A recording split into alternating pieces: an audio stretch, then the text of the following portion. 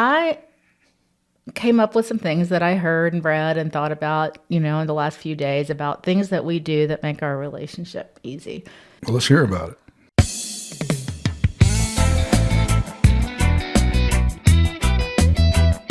Hi, I'm Julie. And I'm the painter. He's Jason, my handsome, talented, smart, wonderful, and amazing husband. Even though we're very different and I drive him a little bit crazy, together we're a happily married couple living a wonderful life. So click subscribe and listen in as we put our comical odd couple spin on relationships, life, travel, and everyday realities of growing older together. I was driving him. I was listening to this guy. I think his name was Coach Lee. And it wasn't all perfect, but he said this thing that really got me to thinking about us because, I've always said ever since we were dating that our relationship has been so easy. Oh, yeah, you have said that a lot. A lot from the beginning. So this guy was talking about this one particular thing, not desire, not quite as sexy as desire, but something that really struck me that I think we do well, that we've just kind of happened into doing well, but that is also really, really important. And it's not as exciting, it's not as cool a word as desire, but he talked about seeking peace in your relationship. Seeking peace. Peace. So that doesn't sound like super sexy and fun, but let's seek some peace together, man. Yeah. Yeah. But I think that that's a big part of the reason that our relationship has always been so easy, because it has been really peaceful. Yeah, no, that rings a bell. Yeah. That definitely rings a bell because, I always thought, I a lot of times intentionally think that, our home and our personal life needs to kind of be a place of refuge for, at least for me, to get away from all the crazy high stress drama of my work. I think everyone wants their relationship to be secure and safe, but when you think about bringing peace into your relationship and how that's the way you get that, that's the way you have safety and security and feel able to be like safe while your relationship's growing and changing. I just thought he did a really good job of kind of bringing that or verbalizing, what that needs to look like, and how if you really think about being open and loving and calm and having that be a part of all of your interactions together, even conflict, even thinking about dealing with conflict in ways that are peaceful and safe. Oh yeah, so not just like screaming at each other. Yeah, or throwing things, and I don't know who would do that, but I. Right. No, I typically don't do that in our relationship, but I have in the past, and I understand that you get into these habits where that's what you do to get someone's attention or to bring an issue to the forefront, but there's a lot. It's not a very effective way of dealing with things in the big picture. And I'm old now, and so I do think about things differently, and I've learned a lot over the years, but that can solve a problem, and that can get you what you need in an instant. If you throw something, someone's going to be like, what the fuck, what's going on, and what's wrong with you, and you might hash some things out, but I don't think it helps the problem in the big picture. So I like the idea of the idea that you want to be a peaceful person and provide peace, in your relationship. Yeah, no, I think it's good. That's a good thing. And it doesn't seem like they would go together, but I think when you feel safe and peaceful with someone, and someone makes you feel like even in the midst of chaos, I'm this calm for you, that all the other stuff is better too, I mean, you... Yeah, there does seem to be a little risk of things being boring if everything's peaceful all the time. For sure. For sure. Because what's her name? Esther Perel. Yeah. She's talked about that, that you need some... distance and... excitement. Yeah. Yeah, it's a very I mean, we actually did. That's a book we actually did listen to. Yes, Yeah, yes. the Mating in Captivity, and No, she's a smart woman. very smart. Yeah, I love her. But she does talk about how how the maintaining a sense of desire and longing and you know autonomy in your relationship. You know, you need the excitement, but you also want safety and security. And sometimes safety and security doesn't seem very Sexy. or Yeah, exciting, right. yeah, especially over many years. So, but I think that both are equally as important to having a a healthy relationship and to feeling safe together. I think our life is it's pretty peaceful, but it doesn't come always easy.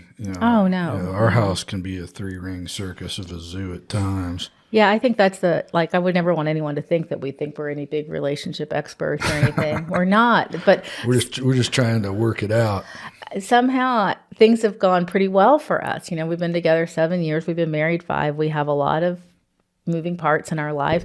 And I think both of us are able to look from this vantage point and think, wow, why is this relationship easy? What's different about it? What have we been doing that's good? Why is it, why am I still super excited every single day that you come home? It's been, people say that kind of stuff wears off after a couple of years, and it does change, but I don't feel like it's worn off. I still think that we have desire and have excitement and have a level of not knowing not being completely familiar with each other. Maybe part of that is because we got together later in life and I'll never know everything about you. I mean, you had 50 years of life before me, so I am, I'm still figuring things out about you and the way you think and why you think the way you do. Maybe that's part of the thing that makes it all work for us. I don't know, but It could be. I'm not sure. I mean, I don't know. Yeah, I do remember early on, periodically, you would talk about how our relationship was easy. You would say things, it's been so easy. And I even heard you one time kind of come up with the idea that, and I heard you say to somebody that a good relationship shouldn't be difficult. Well, I always tell people when people start talking to me about, I think this is more the whole power play and stuff, but when people start talking to me about, when they're dating someone and they're trying to figure things out, that I do always say, this should be the easy part. You're getting to know each other. You're getting to know each other. You're going on dates. You're having fun. Yeah, and that's that time period where you're both still trying to impress each other. Right. Yeah. And I'm like, if you're not sure about things now, and there's game playing, and there's whatever is going on, that's not a good sign. No. Yeah, that's not a good sign. And we never had that at all. I mean, things may or may not have, as it turned out, we got married and we're good, but maybe things wouldn't have gone that way. And I think even if they hadn't, you were very good about always being very straightforward. Very straightforward about what you were thinking and what was going on. And we didn't talk things to death. It wasn't like, I always think that's a big red flag. You don't get super serious, in the first week or anything. Things progressed very normally. And, I remember you said this thing to me once, though, that I was kind of rambling about. We were kind of at that period where I didn't know if it was okay for me to call you yet or initiate. You're kind of in that I want to be cool. I don't know if it's okay for me to plan something if you haven't planned it yet. I'm not sure if we're on the same page. And I said something along those lines, and you said, it was so nice, but you said, I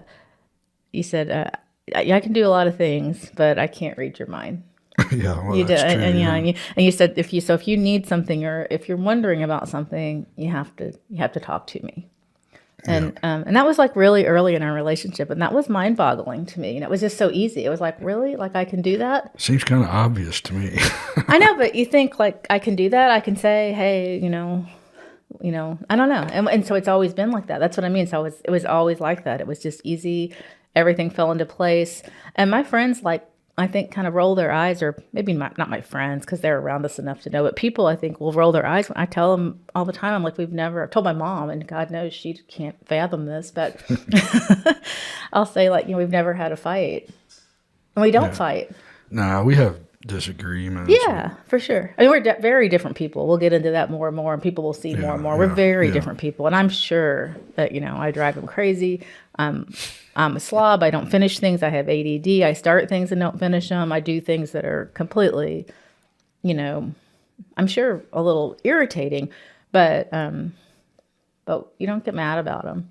And even if we have an issue, even if I have to come to you and say, I've been really worried about this, or we have to talk about this, or we need to deal with this, we probably are a little, not conflict avoidant, but problem avoidant. We don't, it's kind of like, let's not talk about that tonight. We probably do that a little too much. Yeah, that's probably true. But yeah. but if we do need to talk about it, it's not scary. I mean, I know that we'll figure it out. We'll figure out whatever the issue is. Yeah, my 7:30 rule is probably a little extreme.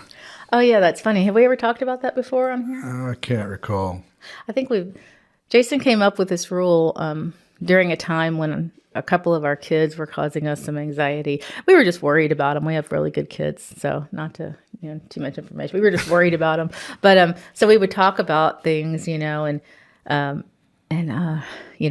we'd bring something up, and we start talking about it, and then both of us would be like, I need a glass of wine. I can't go to bed like this. Right, it was like so Jason came up with this rule. He decided that we couldn't talk about anything that was like anxiety producing or going to cause us stress or keep us from sleeping past 7:30 at night. Nothing stressful after 7:30. Nothing stressful. And honestly, that's definitely not a hard, fast rule, but it did give us this kind of idea that we don't, I mean, if it's not something that we can fix tonight, let's talk about it.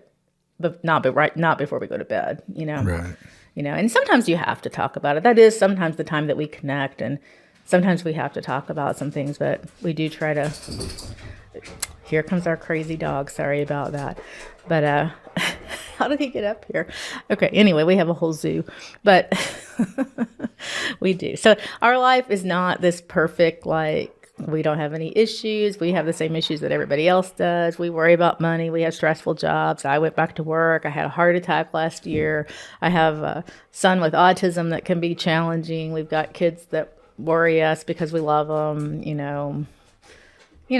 It's not perfect. We have chaos sometimes, but yeah. But even through all that, we try to keep the place as peaceful as possible. Yeah, a lot of that is you, because by nature I'm a little more reactive than you are. But I've learned that I make it sound like I'm so evolved or something. I'm not. I don't want to seem like I've got it all figured out. I definitely don't. But because Jason's calm, I'm calmer. There's no doubt. I mean, how can I be like a crazy woman, screaming or having fits of rage when he's just being calm and helpful? That would make me seem a little psychotic. Yeah, and I think in any relationship, if one of the two people at any given time is more able to, they should try to keep the peace in the situation, because every once in a while everybody's going to lose it. Yeah, so I was thinking about you, so you are, you have that tendency to snap every once in a while with the jumping up and down a little fit, but really you, for the most part, are very stable. Oh, really? Yes, compared to other people I've been in relationships with, very much so. So one thing I can't stand, and then this has happened before, is when you have a partner who you just can't. And I think a lot of people a lot of relationships have this go on. You can't really predict what the night has in store at home. It's either going to be a great night or it's going to be a total freaking convoluted mess. I remember a point in time coming home from work and feeling like there was this, it was a figment of my imagination, but feeling like there was this wheel right in front of the front door of my house, and before I could go in the house, I have to spin the wheel, and it's one of those wheels. It's one of those wheels with all these little pieces of pie on it, and one of them says, bad mood. One of them says, stressed about thinking she's overweight. One of them says, depression. One of them says, you've got all these different possibilities, and then there's one little bitty slice of pie over here that says good night. So before I go in, I gotta spin this wheel, and it wah, tick tick tick tick tick tick tick tick tick tick tick. Depression. Fuck.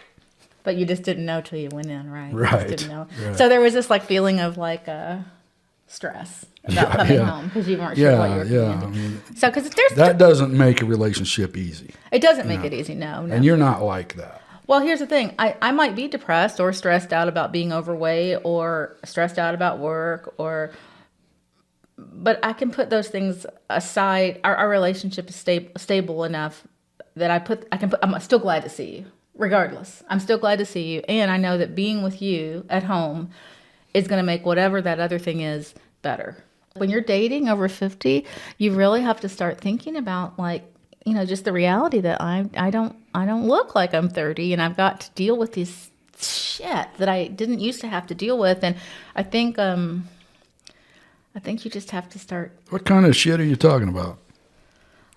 Oh, do you really want me to get into it? 'Cause it could be really, I mean, it's stuff you didn't have to think. Well, I mean, you do have to think about like your weight and you have these hormonal changes, and, we both, and there's this reality that like, okay, like we're going to grow old together, you're going to see me and hopefully still be in love with me, even though I'm going to have more wrinkles and my face is going to sag and, I'm not going to.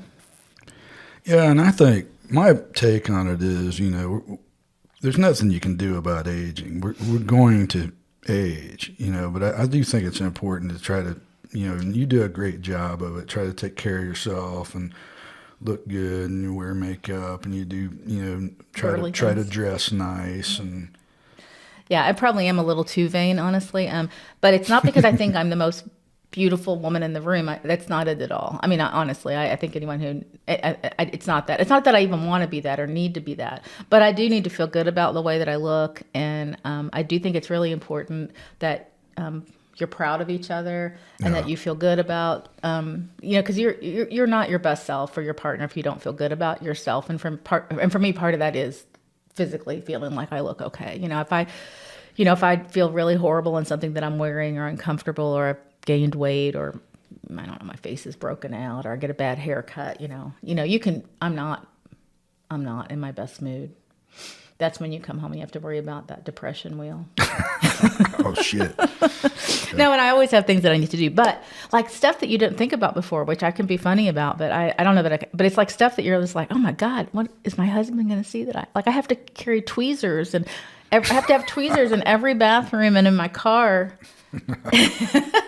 in case I can tell that there's a stray, hair somewhere on my body that it shouldn't be. And I don't like that at all. You're always paranoid there's going to be a hair come out of your chin. Or neck. Yeah, it's gross. Thank God I don't have many, but it's enough that you're like, oh my God, where did that come from? And when that starts happening, you're like, oh my God. And then I can't even get into this. I mean, because I do things. Like right now I can't show you because I haven't been in a while, but I do like get my nails done and I tried doing my freaking eyelashes for a while, but I couldn't keep up with that shit. You're just going to have to love me without bushy eyelashes. Right. I saw a meme one time where they said, it's what it said. It said, this guy, what did it say? Something like, wow, she'd be really beautiful if only she had better eyelashes. Right. Said no guy ever. It said. Right. No guy's ever said that. So I don't know. Yeah. Eyelashes are nice. I like them. But I have all kinds of problems with hair. I know. Well, First off, I don't have hair. I used to have hair. But it's not really true. It's not like that, and I've heard guys say this before. It's not like it really disappears. It just relocates, Instead of being on top of my head, it's coming out of my ears and my freaking shoulders and everything else. That doesn't bother me, honey. Yeah, it bothers me. Because you're so handsome. It bothers me. You do a good job of taking. We do. I think we do try to take care of ourselves, and I think that's important too. It makes my life more peaceful if I know I look okay. But I will tell you, what did I say? I do my nails. I've tried to get my eyelashes done. That sucked. Sometimes sometimes I have to get my eyebrows waxed, and waxing is a whole nother topic that we could, oh God, that causes me more stress than I can tell you, because I don't know how you guys feel about this, but trying to figure out what to do about pubic hair. Pubic hair. when you're over 50.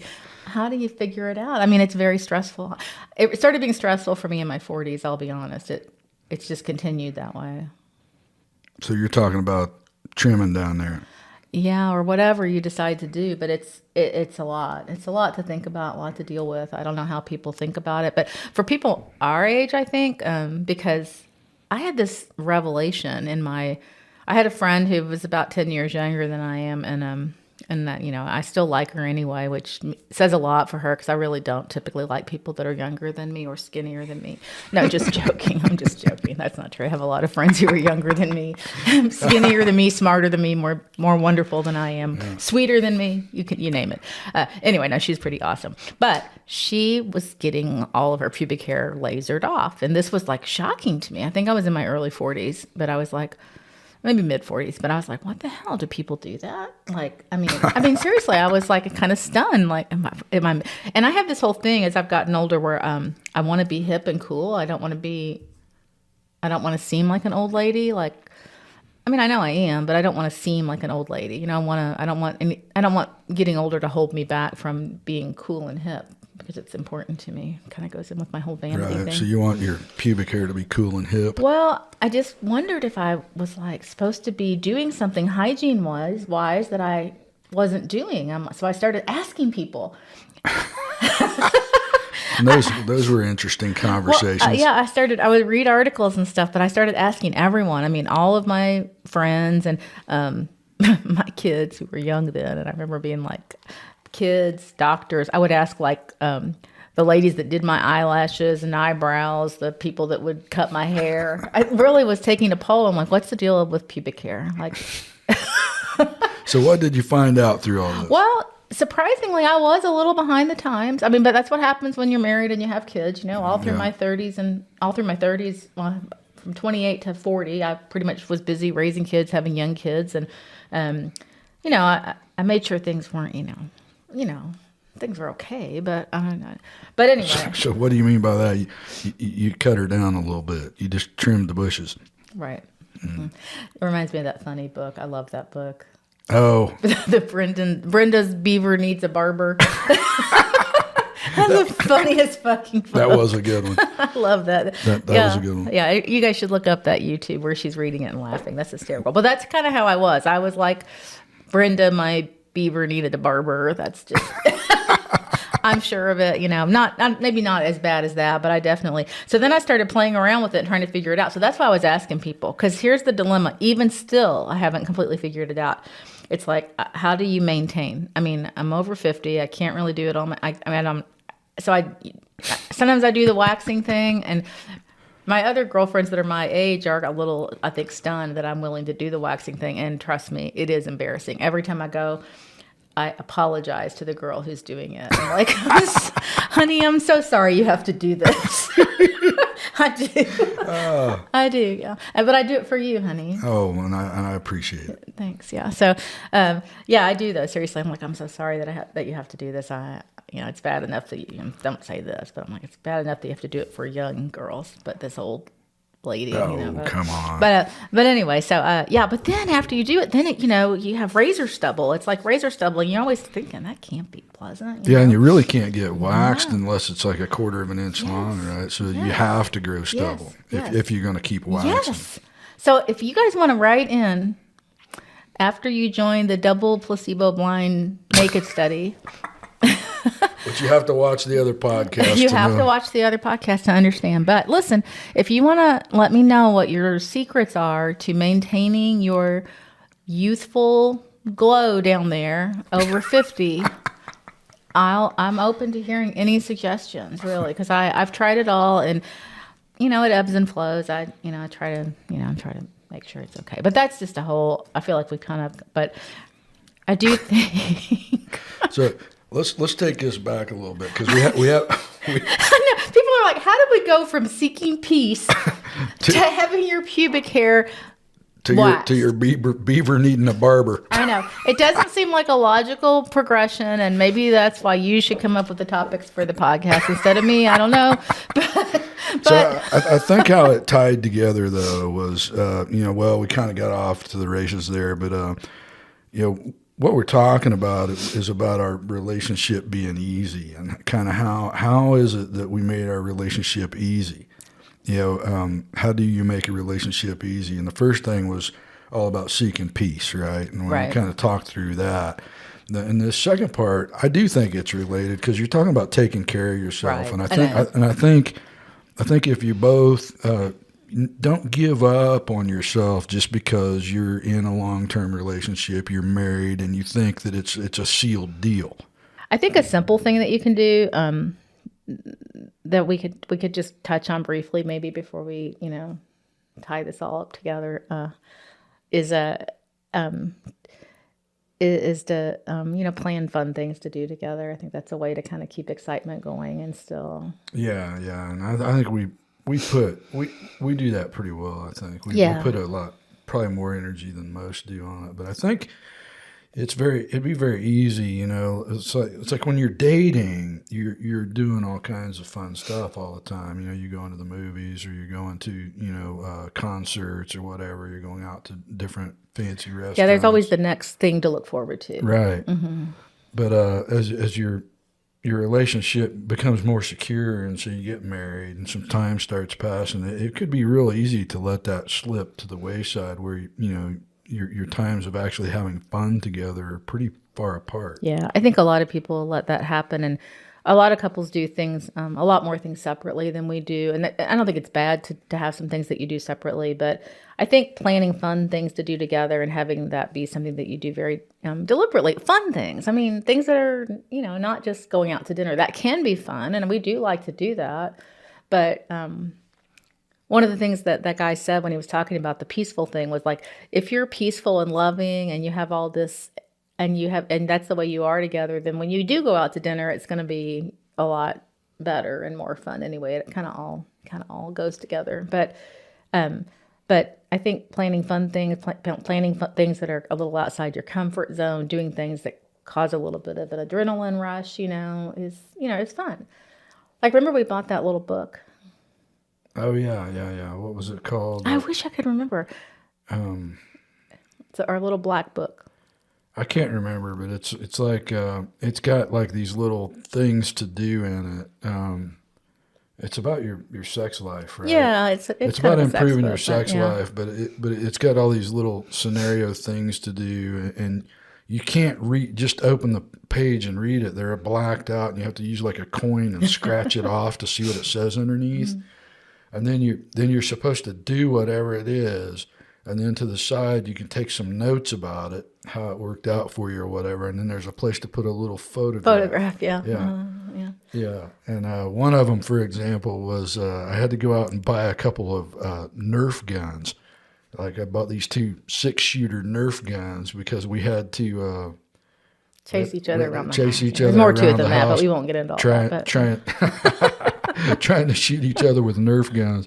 You got these 50-some-year-old couple running around the house semi-naked, shooting at each other with Nerf guns. It was fun. Now we should use that little book more often. But like, that's just a fun thing that we did to kind of be silly and fun and try to have new ideas about things to do. The problem with that book is we got to some of them we weren't really comfortable with doing, like call one of your friends and talk to them while you're doing something inappropriate. No, it's not inappropriate, but just probably not.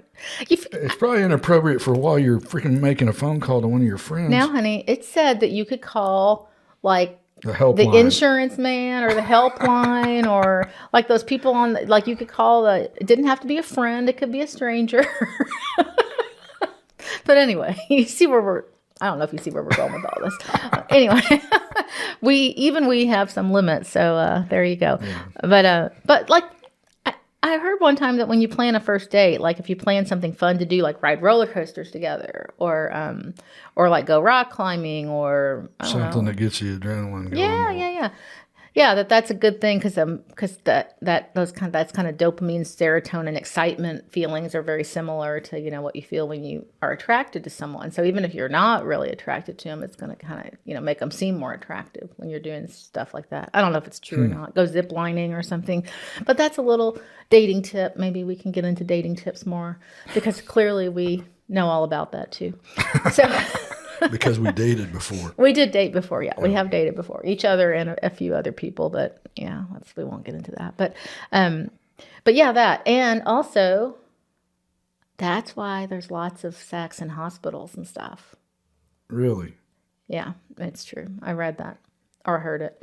I mean, it's like, and I did work in an emergency room when I was young, way before I was married, while I was going to school. And yeah, like, that's why it's like, because there's all this, especially in like emergency rooms and stuff, because there's crash carts and stuff going on and people running around and lives being saved. And it, yeah. Get you all worked up. I don't know about that, but I mean, it does something, I guess. It's kind of it's something. I guess it does something. I don't know. Maybe it was a long time ago that I heard that, but it was a bit of a Peyton place in the emergency room when I worked there. A little bit of a what was it? Peyton Place. Peyton. That's an old, like, on TV. I was going to say, I have no It's like idea a soap what opera the hell movie. you're It's like talking a soap opera movie TV thing from the 60s or 70s or something. about. Yeah, that one went right over my head. Yeah, Jason doesn't do that great with movie references or Television. or television references. That's true. He doesn't. Like, someone suggested that we call our podcast Mr. and Mrs. Smith, and he's like, yeah, I don't get it. Which I'm like, yeah. And other than that's actually our names. It's actually our names.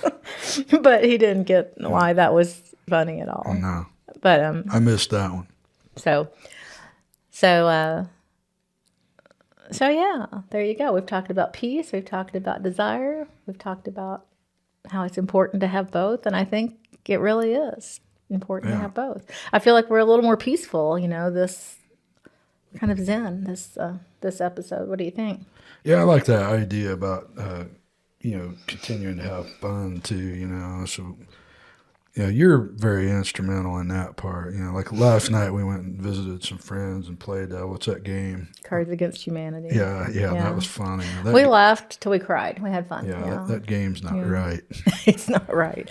Yeah, we played with their kid, a couple of their kids, and we all were just laughing hard. But it's like that. Sometimes, I mean, you have to plan for fun. Fun doesn't just happen. I mean, sometimes it does, but you can't count on that. You just can't, especially when you get older. You just can't. I mean, if you're sitting at home and, your husband's watching the football game and you're doing needlepoint, I mean, that might be a peaceful, nice thing that you do that causes you to kind of like chill out, not think about things, but it's not having fun together. It's just kind of being in the same room together. And that's not what it's about. You have to plan fun. If you like the podcast, subscribe and we'll see you next time.